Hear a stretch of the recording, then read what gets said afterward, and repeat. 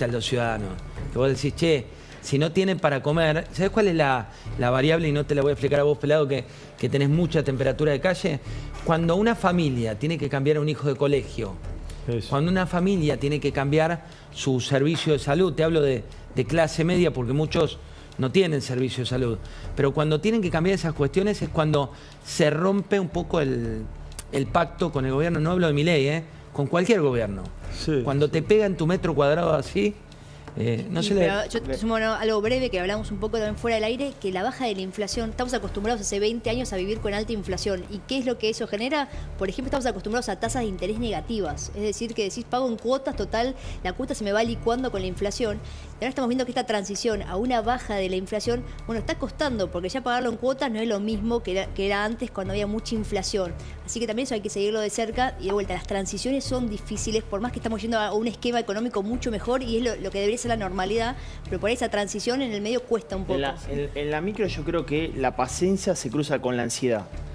Yo creo que la micro hoy es una carrera con obstáculos, porque vos ordenás la macro, pero en la micro lo que pasó es que a través de facultades delegadas, descentralización, pasás la zaranda y tuviste amparo judicial. El tipo que quiso contratar, la verdad que no hubo reforma laboral, te clavaron mayor nivel de juicio laboral por accidente de trabajo.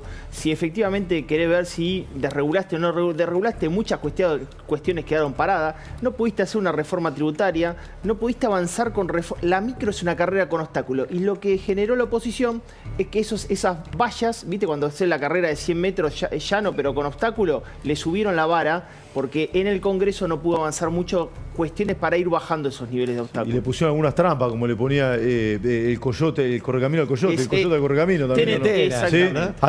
Además de la valla más alta, ¿no? Sí, le pusieron algunas trampas pero ni también. siquiera hablo pela de la oposición, hablo del tipo que es empresario. Digo, che, el empresario ¿pudo ver eso, el camino allanado? No, al contrario, todavía está esperando octubre para ver si componen un congreso y sacan el coyote del Congreso. El señor Silencio Flota Flota, Julián. Bueno, primero, ¿cómo fue? No tenemos, me colgué, no pedí el tape del Flota que lo hizo. Cuidado porque hay un insulto por ahí en el medio. ¿Por qué? No, en ese video. Pero, ¿cómo estás viendo vos esta temperatura que estamos charlando acá con la mesa? Lo que veo es que la Argentina durante todo este tiempo está pagando los platos rotos del populismo, de años y años de mala administración de la cosa pública, y de repente gente de la oposición quiere que seamos Suiza después de que ellos gobernaron durante 20, 30 años, hicieron un desastre económico, fiscal, inflacionario, pobreza, estructural. Por supuesto que uno le gustaría ver que los jubilados llegan a fin de mes, que los discapacitados tienen lo suyo, que la Argentina crece, que no hay desempleo. Sin embargo, estamos pagando los platos rotos justamente de eso. O sea, pasar de una economía con 200% de inflación, estancada, con pobreza estructural, bueno, y todos los desequilibrios que tiene, a una economía normal, y bueno, lleva sacrificio y es justamente lo que estamos viviendo. Quieren que seamos Suiza habiendo dejado un país casi a la hiperinflación en 15 meses. Y bueno, eso se ve bastante. Es como que si vos tenés sobrepeso y querés tener un físico espectacular sin hacer dieta y sin ir al gimnasio, y bueno, no se puede. Digamos, a un punto tenés que pensar que tenés que hacer un tipo de esfuerzo. Lamentablemente el esfuerzo es económico y mucha gente queda postergada. Pero yo no sé si hay que enojarse con el dietista de ahora o con quien te dio la dieta de antes. O sea, no sé si tenés que enojarte con Milei, que está haciendo todo el esfuerzo, incluso político, o culpar a todos los anteriores que dejaron un desastre económico brutal. Eso se manifestó claramente en la marcha de hoy, José, no sé cómo lo viste, ¿no? Que mucha gente que formó parte, Kreplak, por ejemplo, el ministro de Salud de la provincia de Buenos Aires, que formó parte del manejo de la pandemia en Argentina. Estaba delante de todo. Claro, estaba delante de todo, sí. Cuando tiene hospitales destruidos en la provincia de Buenos Aires. A favor de Kreplak, ni siquiera es responsabilidad directa de él, porque es una situación también recontra histórica de hace años, ¿no? En la provincia de Buenos Aires. Y están al frente de una marcha que es genuina, ¿no? ¿Quién no va a querer que un médico de Garrahan gane más? Un médico, un residente, un enfermero. Pero bueno, es un poco lo que plantea Julián. Los que rompieron todo ahora le piden a un gobierno que lo solucione en 15 días, ¿no?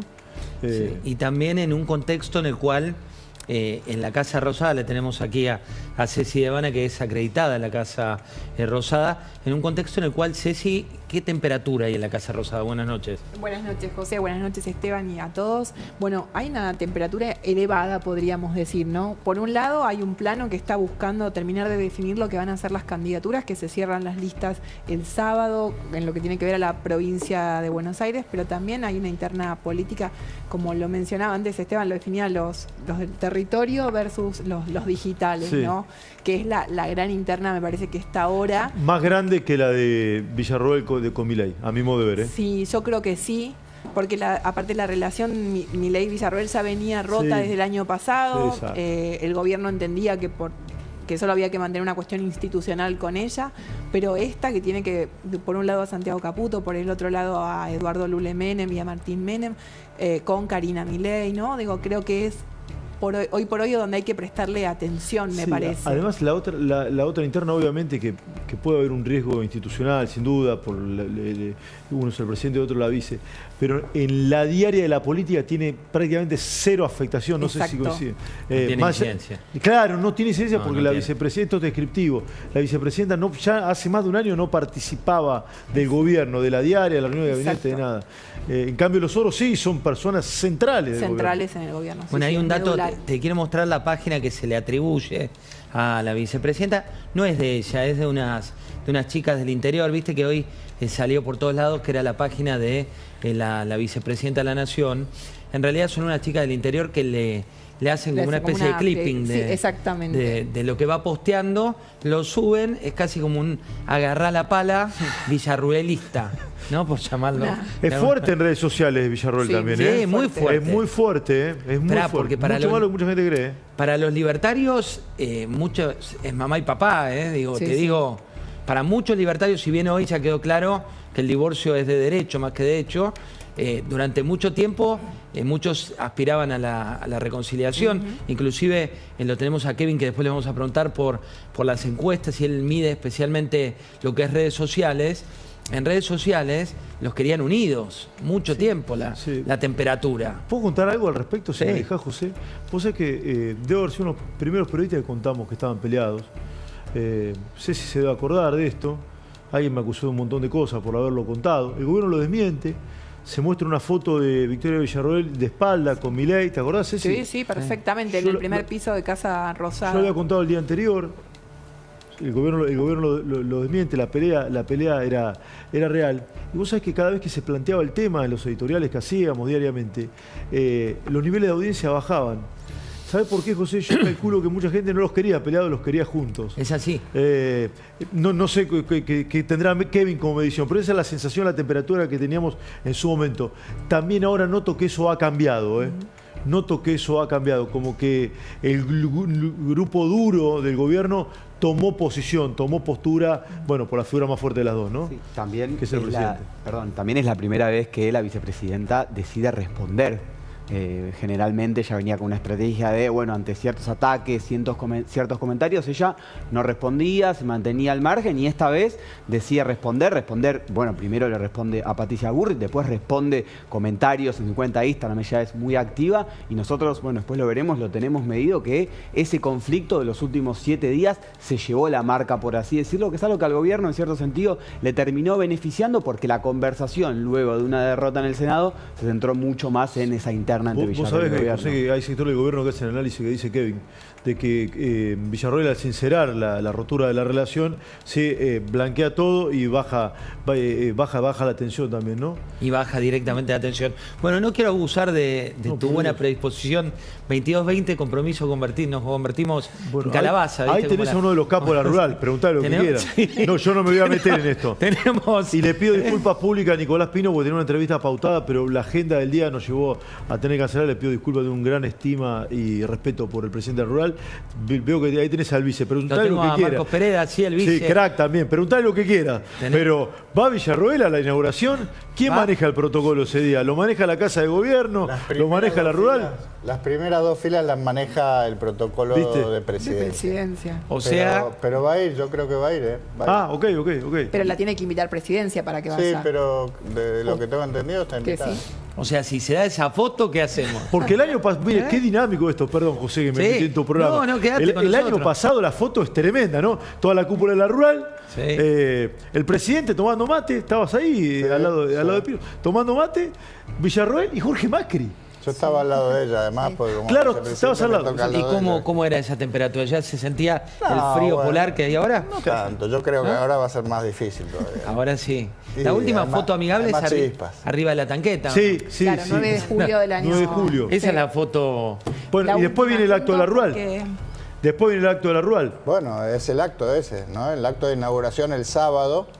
No, claro, la foto es la del 9 de julio en la tanqueta y después viene la inauguración de la rural, que es hacia fines de julio, ¿no? Ah, por eso, sí. Mirá, como dicen unos amigos uruguayos, mirando la Nación Más, mirando la Argentina, no te aburrís nunca. ¿eh? No te aburrís nunca. No, jamás. Pero te acabo de decir un tema, te acabo de dejar Es un título. Sí, si va la vicepresidenta es un título. Todavía no está confirmado, ¿no? Pero A ver.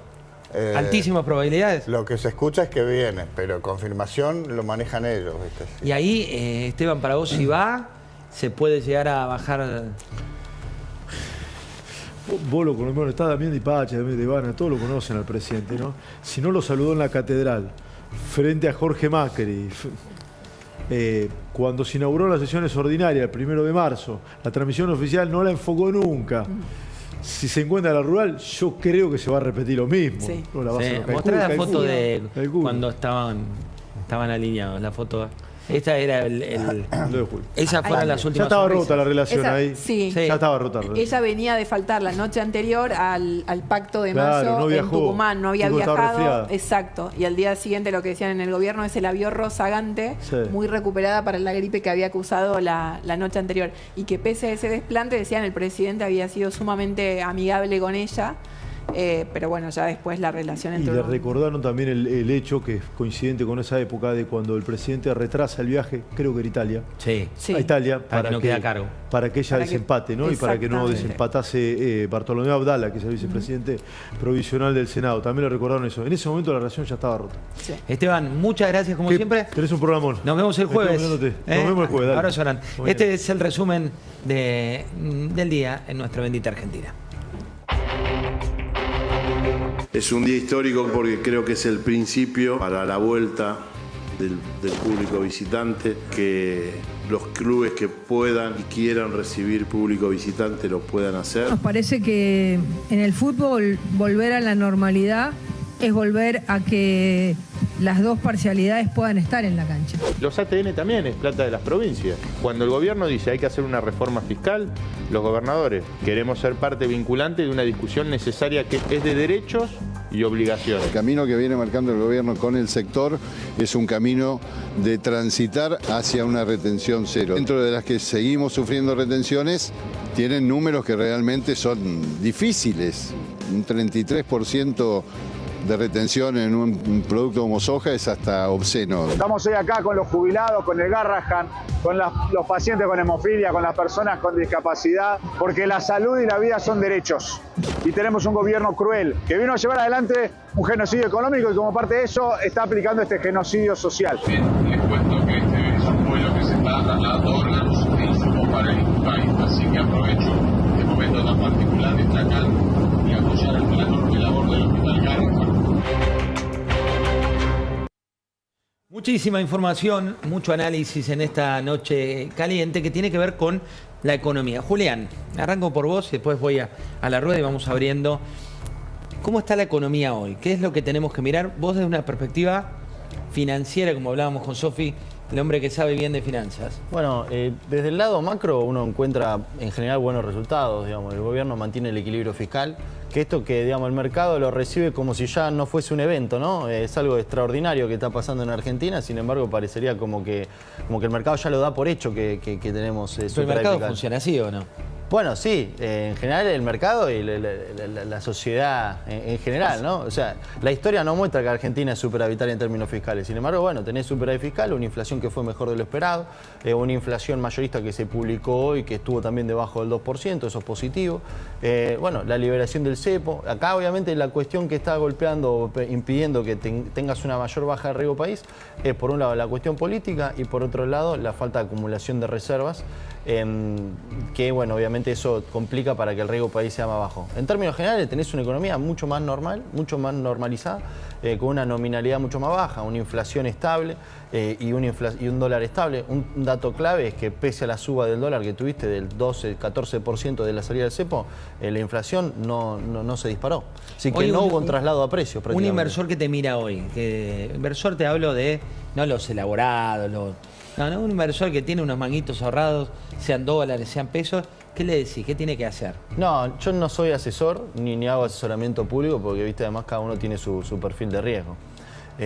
Hoy está difícil hacer tasa porque, digamos, las tasas son bajas y obviamente el dólar flota, ¿no? Entonces, dentro de que el dólar flota, digamos, uno puede ganar como puede perder. Creo que la Argentina tiene que salir a partir del crecimiento y el gobierno tiene que enfocarse para generar las condiciones para que los inversores, fundamentalmente en la economía real, puedan destinar sus dólares y sus pesos en sus propios negocios, generando empleo y mayor crecimiento. ¿A qué llamas hacer tasa? No, bueno, esto es famoso carry trade, digamos, invertir en pesos para tener un retorno en dólares, que está denostado, que en realidad no debería estar denostado, digamos, desde lo discursivo, generalmente el kirchnerismo, esto criticando los especuladores y demás, lo han criticado mucho, pero el carry trade funciona en todos lados del mundo. Vamos a ver lo que pasaba hoy en la sociedad rural argentina con el jefe de gabinete de ministros, me refiero a, veamos a lo que decía Guillermo Francos. Ahí están las cintas y también habló del tema de la inflación, ¿no? Este es el corte de cintas con, lo tenemos acá Marcos Pereda, que es uno de los que está allí cortando las cintas. Veamos qué es lo que decía. Estamos iniciando un camino diferente en Argentina para dejar atrás, yo diría, un siglo sobre todo de atraso económico, y lo decía recién un colega suyo, la realidad es que nosotros asumimos el gobierno en circunstancias dramáticas de la economía argentina. Solamente pensar que el día que asumimos el gobierno, yo recuerdo el discurso de Javier Milei en la Plaza de los Dos Congresos, ese día había uno... Clima en la rural. Llega hoy lo que veíamos ahí. ¿Cuál es? ¿Es retenciones cero? ¿Estamos contentos? A ver, más que la rural, el sector agropecuario completo está en un 70% de su producción agrícola con márgenes o muy estrechos o negativos. Eso significa que de los 130 millones de toneladas que producimos por año, el 70% el año que viene está en riesgo. ¿Cuánto? 70%. 70% está en riesgo. Sí, tremendo. Wow. Es ¿Por algo qué? ¿Por bastante rentabilidad decías? Por varias cosas. Primero, tenés un 25 o 30% de caída de precio internacional. Sí. Tenés las retenciones, esto se va modificando porque el dólar está variando estos últimos días, pero quieras que no, la estabilidad del dólar y la inflación de los pesos te hace que tus costos se hayan ido muy altos, ¿no? No es que va a estar en riesgo, pero lo que te digo es que todas las zonas que son más marginales, que de alguna manera, llegado el momento, a veces no se siembran, evidentemente va a haber probablemente alguna merma en la producción que se ve ya en el área de siembra, ¿no? Marcos, ese es el riesgo. Ese es el riesgo. Tomo este disparador, tengo muchos analistas económicos y economistas en esta mesa y les traigo un problema que me han contado varios. Él nos plantea el dato del campo, lo llevó a las automotrices, principales exportadoras del país de pickups, de vehículos, dicen, hoy estoy exportando a pérdida, mantengo las exportaciones porque si no pierdo el mercado. Y otros que están teniendo envíos al exterior dicen, no me están cerrando los números. ¿Lo ven como algo temporal? ¿Lo ven como algo lógico? Un sector más. A ver. Moody's, la consultora, también hizo un informe sobre los costos de vaca muerta, los costos energéticos, cómo también aumentaron en dólares, porque hubo una inflación en dólares, como decir, al tipo de cambio subir menos de lo que fue la inflación, bueno, hubo costos en dólares que también subieron. Y bueno, estamos hablando de sectores que son de los más eficientes en la economía de la Argentina, como el campo y la energía. Déjame decir tres cosas al respecto. Uno, yo creo que parte del sector empresariado tuvo un error de expectativa. ¿Por qué? Porque pensaba que la inflación se iba a acelerar más de lo que correspondía, que el tipo de cambio se iba a mover más que la escondida, y muchos sectores empresarios esconden bajo la alfombra costos ocultos y situaciones que de mejorar la productividad, porque la inflación licuaba un margen de 20%, 30% con inflación, como decía Julián, de 280%, lo dejás ahí, no pasa nada, tenés ganancia. Sobre estoqueo previo, el estoqueo es un mal negocio, tenés que pensar en el flujo. Y una tercera situación no menor tiene que ver con lo que yo estoy viendo en la micro. Veo una micro complicada con expectativas futuras. La micro está traccionada, digamos, compleja. Y ahí yo veo que, respecto de la situación presente, me parece que el gobierno apunta a generar reformas en la micro que se van a dar si hay un congreso componedor de reforma en el mes de octubre. La inversión privada primero el ahorro se tiene que convertir en inversión privada, y para que el ahorro se convierta en inversión privada, eso se genera en producción, empleo y termina en consumo privado. Te estoy haciendo una alquimia económica. Vos escuchaste el proceso que te estoy diciendo, es el complejo más difícil de toma de decisión. ¿Por qué? Porque venís de años de frustración, donde te cambiaron el ciclo económico, te cambiaron las reglas de juego. Institucional y jurídicamente Argentina todavía no está estable, Fíjate lo que pasó hoy en el día de hoy respecto de la situación de los vetos y toda esta situación. Bueno, todavía falta transitar un camino de previsibilidad que creo que el empresario, el pyme todavía no tiene, ¿no? Bueno, hay un punto ahí y lo voy a sumar a Kevin con...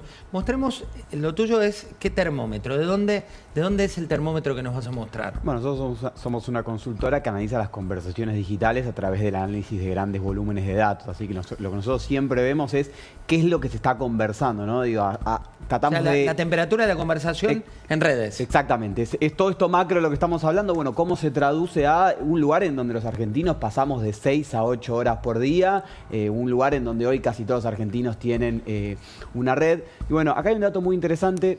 Yo te decía, casi todos los argentinos hoy tienen una cuenta en redes sociales. Sin embargo, lo que nosotros vemos en redes cuando estamos navegando solamente lo produce...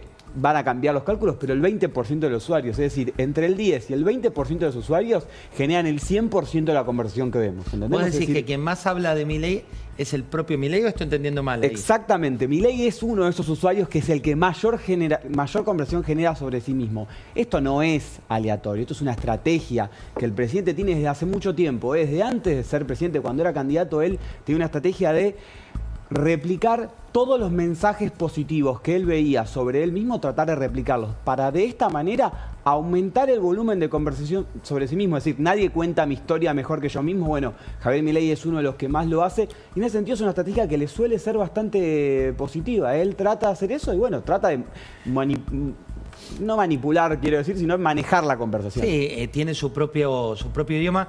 Ceci, aparte, es él, porque mucha gente cree que tiene un ejército que agarra el celular y le pone, es la visión presidencial y es él mismo. Absolutamente, el presidente 100% con el teléfono, él replicando los mensajes, como decía Kevin recién, que le interesan, que con los que está de acuerdo, y bueno, y rebatiendo las posiciones que no, pero es él, no delega esa actividad en nadie. Eso lo hace bastante único y bastante original. Creo que una de las mayores virtudes que tiene el presidente, esa conexión que él tiene con el electorado, es, bueno, Milei podrá hacer lo que quieran, pero estamos frente a un tipo que es real. Eso es algo que nosotros vemos mucho también en los focus. Era interesante cuando él hacía el hola a todos, que habría una conversación pública. Hace bastante que no lo hace, sí. Pero por ahí en la hora del almuerzo hacía eso, abría la conversación y respondía a las preguntas de otros usuarios. Y hay un punto ahí también, cuando Milei y Villarruel tenían una relación positiva y buena, ¿te acordás que ellos usaban la frase de que eran dos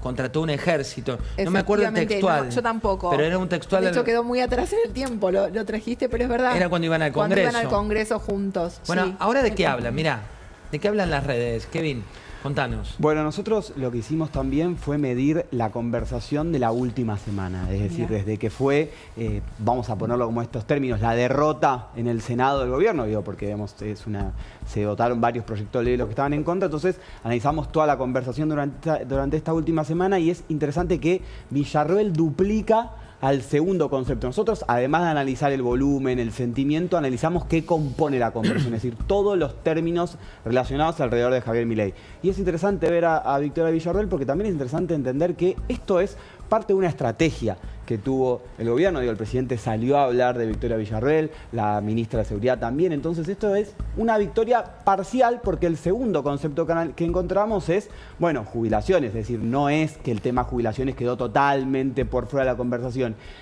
Hay una tercera victoria para mí que es lo que no se vio en la conversación, lo que todavía nosotros no estamos viendo dentro de la conversación sobre Javier Milei es el dólar. Eso y sin embargo estamos en el top 10 estamos, que esta semana el dólar subió. Exactamente, pero sin embargo esa conversión todavía no es masiva porque pues, sobre todo le gana la conversión sobre inflación. Digo, recién hablaban de la micro, recién hablaban de lo que más influye al día a día. Y bueno, la inflación, la baja de la inflación es sin lugar a dudas algo que a la gente le interesa muchísimo más. Es interesante. Veamos qué es lo que decía Federico Sturzenegger en el stream Carajo. Hablaba sobre la situación económica, lo decía de la siguiente manera. Nosotros sacamos 50.000 empleados públicos. Entonces te preguntan todos los periodistas, ¿qué pasa con la gente? Yo digo, mira, no me preguntes sobre los 50.000 ñoquis, que tampoco habrán sido todos ñoquis, habrá habido gente. Vos me tenés que preguntar, eso a nosotros nos permitió ahorrar 2.000 millones de dólares anuales. Entonces vos lo que me tenés que preguntar es todo el empleo, ¿dónde está el empleo que se generó con los 2.000 millones de dólares que ahora la gente tiene en el bolsillo? Porque cuando la gente tiene 2.000 millones de dólares en el bolsillo, ¿qué hace? Sale, lo gasta, va al restaurante. Entonces, por eso se ha producido. Invierte, etcétera. Entonces, pero fíjate que hay una cosa que es visible, que es la gente que se va, y una cosa que no es tan visible, exacto, porque ese aumento del empleo está es asimétrico. Es asimétrico, está como muy diluido. Y acá con esto pasa lo mismo. O sea, vos, por ejemplo, decís, yo subo las jubilaciones, ¿y quién puede estar en contra? Todos querríamos pagar mucho más las jubilaciones. Pero ¿qué es lo que está oculto? Que eso va a hacer que 4 millones de chicos vayan a la pobreza de vuelta. Claro. Porque si vos me decís que vas a financiar 2,5 puntos, no me pones ningún fondeo, que me estás diciendo que lo haga con impuesto inflacionario. Claro. Y si yo hago 2,5 puntos del PBI de impuesto inflacionario, te volví al último año de Massa. Y mientras tanto, en otro lugar de Ciudad Gótica, la gente se pregunta qué pasa con el dólar. Hay que estar tranquilos, hay que no estar tranquilos.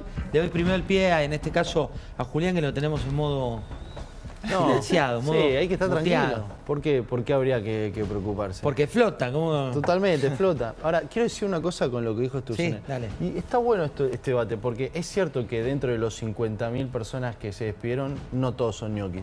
Del mismo modo que la enorme cantidad de discapacitados que ingresaron en el último tiempo, que no son muchos discapacitados, y que son gente deshonesta que cobra el subsidio y le saca los recursos a la gente que realmente lo necesita. Del mismo modo que hay una gigantesca cantidad de jubilados que entraron sin aportar, de un modo que le quitaron recursos al tipo que aportó durante toda su vida. Entonces, el kirchnerismo ha administrado pésimamente, quitándole beneficios al tipo que realmente hizo las cosas bien y necesitan los recursos. Bueno, mató las FJP, ¿no? Que bueno, no hay que olvidarlo. Eso. Regaló cheque, mató las FJP. O sea, hizo una barbaridad. El ejemplo del INTA, por ejemplo, es un ejemplo típico. A ver, contanos. Que son lugares que se han usado para absorber puestos políticos, que al final se duplicó la planta del INTA en menos de 10 años.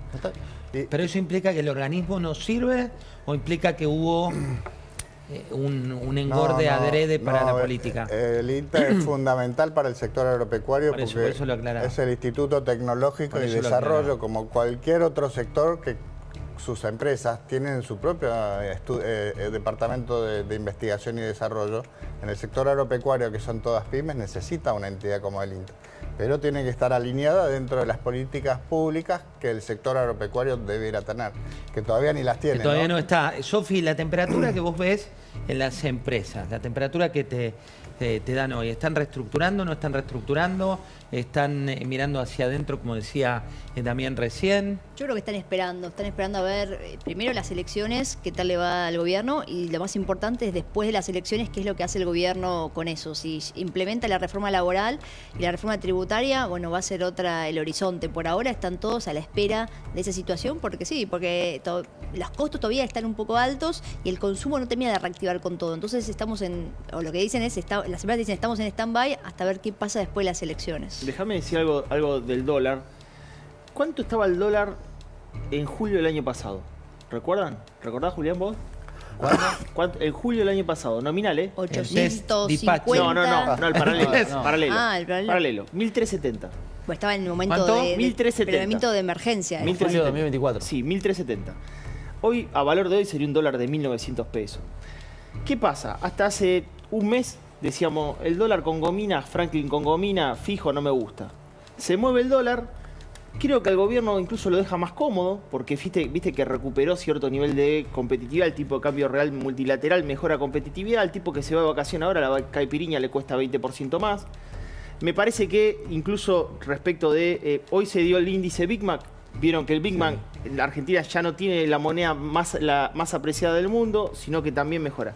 Digo, también somos complicados con eso, que cuando está muy abajo decimos, che, va a ir a 1000, qué preocupante, todo. Ahora que se mueve el dólar, decimos, che, no, pero si está moviendo el dólar va a ir a precio. Medimos hasta ahora el canasta básica en Argentina, hasta el día de hoy, nos da 1.5. No hubo mostremos el dólar, mostrá lo que dice. Bueno, por eso está bueno que el último dato de inflación, después de la suba que vos tuviste en el tipo de cambio, no hubo un traslado a precios. Subió 1.5 la inflación de mayo, 1.6 la inflación de junio. Y el dólar en el medio subió 14%. Pero un dato de la micro. Acá recién venía escuchando un audio, es un tipo de, acaba de licitar 20 camiones de aceite. Generalmente el que primero se mueve cuando se mueve el tipo de cambio es el aceite. Primero que se mueve. El tipo lo llama, ¿no? Y le dice, che, ¿cuánto es el precio del aceite? No, es el mismo. Porque en un dólar que flota es muy difícil ir cambiando precios así, porque puede estar arriba y perdés la licitación también. Esto hay que ajustar la micro muy diferente a como antes se pensaba, ¿eh? Ojo. Ahora les voy a preguntar a Ceci por cómo está hoy el gobierno, qué pasa adentro. Pero lo bueno de tener gente que sabe mucho de lo que habla es que les voy a pedir un desafío para cualquiera de la mesa, ¿eh? Que hagan simple lo complejo.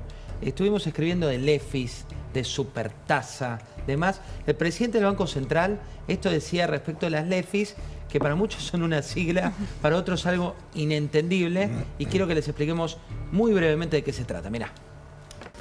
Y cada tanto, en esas capas, movemos una que es un poco más estructural, ¿no? Claro. Por ejemplo, la salida del cepo es estructural.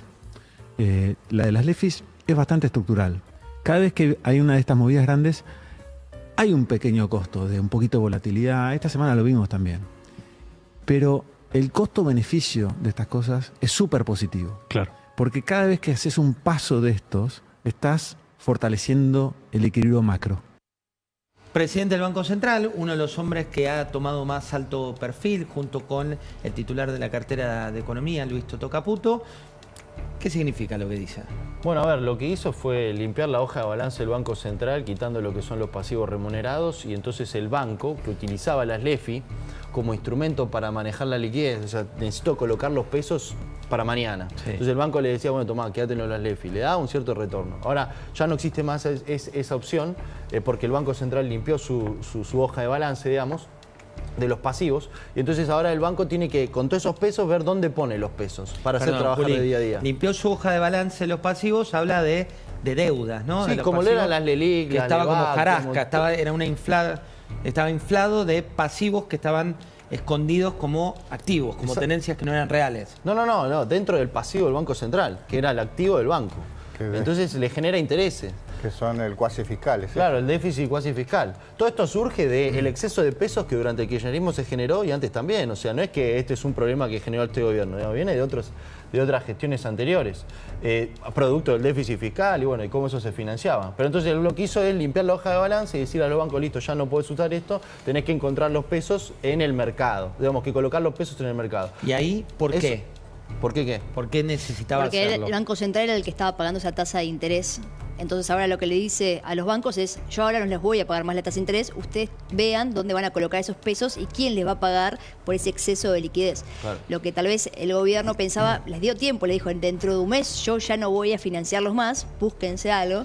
El problema es que en un mes ningún banco fue a buscar nada porque aprovechó todavía que el gobierno seguía pagando la tasa de interés. Claro. Y ahí es donde se dio ese canje o esa transición a un nuevo método que terminó no saliendo tal vez como se esperaba de parte del gobierno. Hubo mucha volatilidad en las tasas de interés.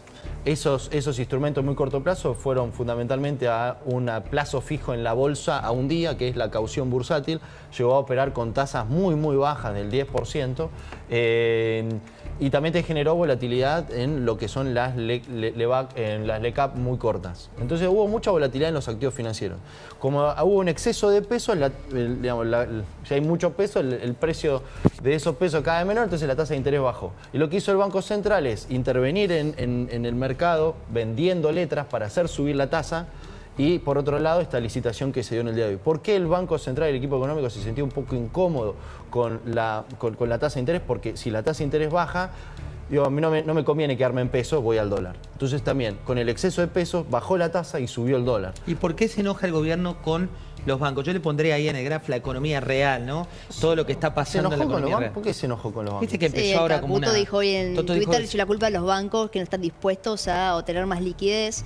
Yo creo que el gobierno de vuelta esperaba que los bancos hagan este trabajo de, les avisé con un mes de anticipación que ustedes van a tener que buscar dónde colocar esos pesos y tal vez los bancos, bueno, es un momento de transición. Los bancos dijeron, yo no sé por qué tengo que ir a buscar estos pesos y ahí sí se dio esta... El crédito aumentó muchísimo para el sector privado, eso reactivó la economía del año pasado y pero llega a un punto donde empieza a haber mora de vuelta. Eso ahora hay morosidad. en los bancos. Sí. Por eso que los bancos no quieren eso tomar es lo que argumentan los bancos.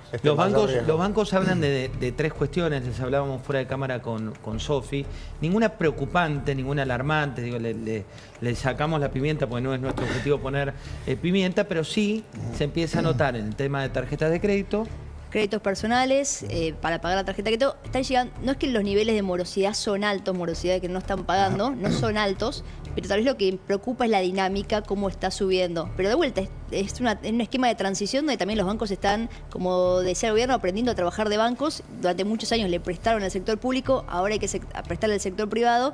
Y también el sector privado, los ahorristas, hay que aprender a vivir en un país donde hay menos inflación y donde las cuotas las tasas ya no son negativas, no se licúan con la inflación. Ahora voy a Marcos y voy a Ceci. Antes contanos en unas líneas el dato que tenés de morosidad. No, es que la situación, digamos, que está pasando ahí con la morosidad, ahí lo tenés, cómo fue creciendo el nivel de morosidad. Es deuda, ¿no? Exactamente. Pasó del 1,8 al 2,6%.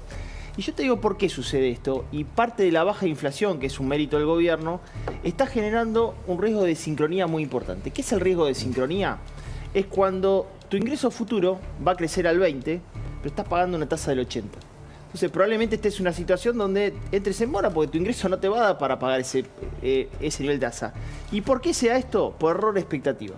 O sea, muchos pensaban que el gobierno no iba a bajar la inflación, tomaron efectivamente tasa elevada en este periodo de transición y genera lo que llama un endeudamiento regresivo. O sea, vos te estás tomando un nivel de tasa más alto respecto de tu nivel de ingreso futuro. Y esto va a generar, probablemente sea un costo a pagar que haya mayor nivel de morosidad. Pero la baja de inflación es muy importante, pero muy importante para que en el tiempo las tasas efectivamente encuentren un nuevo nivel de equilibrio, ¿no?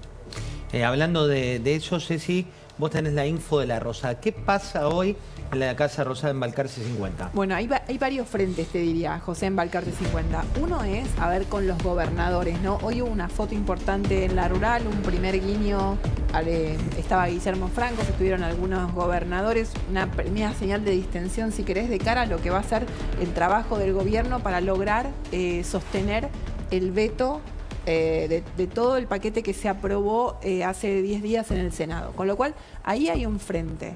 Gobernadores, ejecutivo. El otro es Milei Villarruel, ¿no? Lo que comentaba Kevin, que absorbe gran parte o la mayoría de la conversación pública, que obviamente es un ruido, más allá de que es una relación que ya venía rota, como decíamos, desde hace un año, pero que tiene una Villarroel mucho más activa, si se quiere, confrontando, que era algo que el año pasado había hecho solo en algunas ocasiones. Me acuerdo cuando cruzó, por ejemplo, a Diana Mondino por el tema Malvinas, pero era como más acotado. Bueno, ahora ya esa ruptura y esa quedó muy clara, y Victoria Villarruel muy activa respondiendo.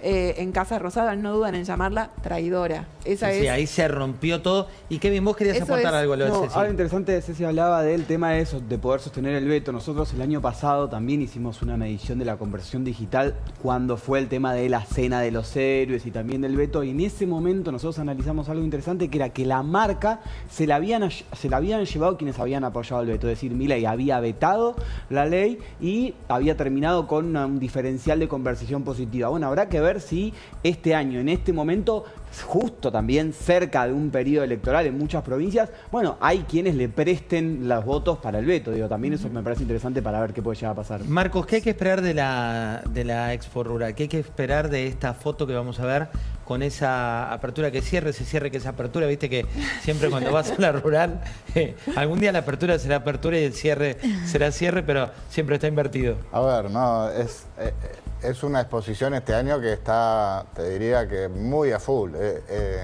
Está completamente tapado todo lo que es venta de metros, todo lo que es... hay más de 2.000 animales, o sea, récord en todos los... Primer día, hoy fue un caos de gente. Explotaba. La verdad que la expectativa es espectacular. ¿Qué tenemos que esperar? Como te digo, el sector productivo necesita condiciones para realmente poder mantener la producción que tuvimos este año. Obviamente que el riesgo no es sobre el 70%, pero hay que cuidar de que el hombre de campo siembre, ¿viste? Sí. Y en ese sentido, verdaderamente hay una situación compleja. Insisto, necesitamos condiciones. Sabemos que no hay plata, lo hemos dicho, lo han dicho, pero a ver, ¿de qué manera podemos lograr de que este sector finalmente, de estar acá, tiene que estar acá arriba? ¿Por qué? Porque es la locomotora del país, además. Me gustó que dijo no hay plata y lo señaló Julián. Bueno, me gustó. Yo no tengo plata, no sé por qué. No, se te vio como... Yo plata no tengo. No tenés. Por suerte nos vio con otra... No, Julián, un título de época. De las cosas que él dijo que la soja o digamos, la materia prima que exportan no depende de la Argentina. El tipo de cambio flota, o sea, el gobierno no le puede pedir que devalúe porque, digamos, si necesitas un tipo de cambio apreciado, hay que enojarse con todos nosotros que definimos el tipo de cambio. Y las condiciones, mientras el gobierno mantenga el equilibrio fiscal, la nominalidad de la economía se va a mantener. Entonces, dentro de los temas que él señaló, entre los primeros temas, todos están relacionados con el equilibrio fiscal. Jubilaciones, discapacitados, Villarruel, el Senado, todo tiene que ver con el equilibrio fiscal. Entonces creo que el gobierno, digamos, las condiciones, para mejorar la competitividad necesita bajar impuestos. Exacto. Y ahí nos lleva directamente a un buen resultado en octubre para que tengan las bancas, para que si tenés degenerados fiscales como en el Congreso que quieren atentar contra el equilibrio fiscal, bueno, el gobierno tenga más recursos para evitarlo. Minuto final, pero, Ceci. Sí. Perdón, para redondear, porque al final es cierto lo del superávit fiscal y todo lo que dijiste, pero está montado sobre un impuesto que son las retenciones, que sabemos que son de emergencia, que no debieran estar porque son impuestos distorsivos, discriminatorios, confiscatorios. Bueno, solo eso para redondear tu punto. Sí. Ahí está el debate de la izquierda. Minuto final, Ceci, con un título. Sí, el gobierno necesita, me parece, saltar estas diferencias internas que está teniendo para lograr el Congreso, como decían recién, con bancas más favorables y a permitirle avanzar en el 2026, 2027, como quieren, lo que son las reformas de segunda generación, ¿no? Previsional, laboral y tributaria. Nosotros vamos a seguir de cerca qué pasa con la tasa de interés y dónde se estabiliza. Damián, tu título. Muy preocupado por la sociedad de garantía recíproca que financian las pymes. Para financiar a los jubilados tocamos el financiamiento de las pymes, son los mayores generadores de empleo que financian justamente los pasivos. Una locura lo que están haciendo. Quédense, que ya venimos con el pase con Maxi Montenegro, pero hay canciones y hay himnos. ¿Cuál es tu canción, Sofi? Y una de Dua Lipa voy a decir. Bien, en La Nación 104.9 más música suenan los temas que te marcaron. ¿Cuál es el tema que te marcó? África de Toto. Muy bien. Poné rápida. Sí, muy bien. 104.9 y escuchá online. ¿Cuál es la que usa Julián para saltar a...? No, música electrónica, acá no puedo pasar nada. Te ponemos alguna, podés escucharla también desde la app de La Nación. Estimado vicepresidente de la Sociedad Rural, ¿cuál es su canción? No sé, me agarraste frío. No. Un tangazo. Un tangazo. Un chanchalero. Un Rod Stewart.